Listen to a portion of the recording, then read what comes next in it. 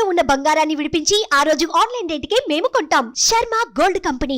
మేమే మంచి బియ్యాన్నే కొని తింటున్నాం, #1 క్వాలిటీ బ్రాండ్ రైస్ అని మురిసిపోతున్నారా?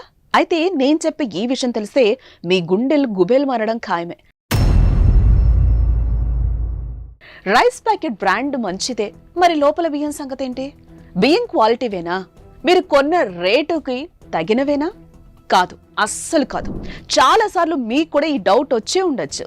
ఆ డౌట్ నిజమే. మీరు కొన్న బ్రాండ్ రైస్ కవర్లలో తక్కువ క్వాలిటీ బియ్యం పెట్టి అమ్మేస్తున్నారు మాస్టరు. ఎస్, ఇదే జరుగుతుంది చాలా చోట్ల.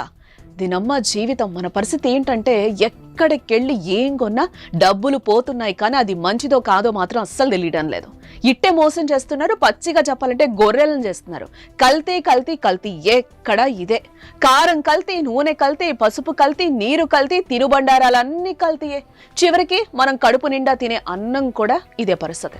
ఎంతలా మోసం చేస్తున్నారంటే అసలు గుర్తుపట్టలేం. మార్కెట్లో ఓ బ్రాండ్ కు మంచి పేరుందంటే చాలు, దాన్ని మార్కెట్లో వాడుకునేందుకు వ్యాపారులు అతి తెలివితేటలు ఉపయోగిస్తారు. ఒక్క లెటర్ అటు ఇటు మార్చేసి ఇదే అదే అన్నట్టు నమ్మిస్తారు. కానీ కొన్ని తినే వరకు మనకు అస్సలు తెలీదు ఇది అది కాదని. ఇప్పుడు మరింత బరి తెగించారు. మార్కెట్లో రైస్ అంటే కొన్ని బ్రాండ్లకు గుడ్ నేమ్ ఉంది. ధర ఎక్కువైనా వాటిని చాలా మంది కొనేసి ఇంటికి తీసుకెళ్తారు.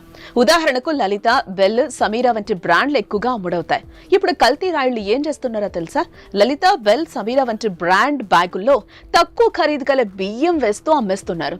ఈ విషయాన్ని చాలా మంది సరిగా అంచనా వెయ్యలేక నిండా మోసపోతున్నారు. తాజాగా విజయనగరంలో ఈ రకం దందా బయటపడింది. ఓ సేల్స్ మెన్ ఇచ్చిన ఫిర్యాదుతో కేటుగాళ్లు పాపం బయటపడింది. పట్టణంలోని PW మార్కెట్ లో ఉన్న గోడౌన్లలో పోలీసులు తనిఖీలు నిర్వహించగా అధికారుల కళ్లు బయర్లుగా అమ్మాయి. లలిత, బెల్, సమీరా సంచుల్లో నాసి రకం బియ్యం వేసి విక్రయిస్తున్నట్టు గుర్తించారు.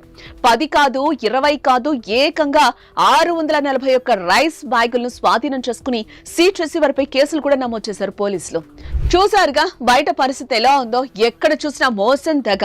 కవితకు కాదేది అనర్హం అంటారు, కానీ ఇప్పుడు కల్తీకి కాదేది అనర్హం అనాల్సి వస్తుంది. ప్రతి దాన్ని కల్తీ చేస్తున్నారు.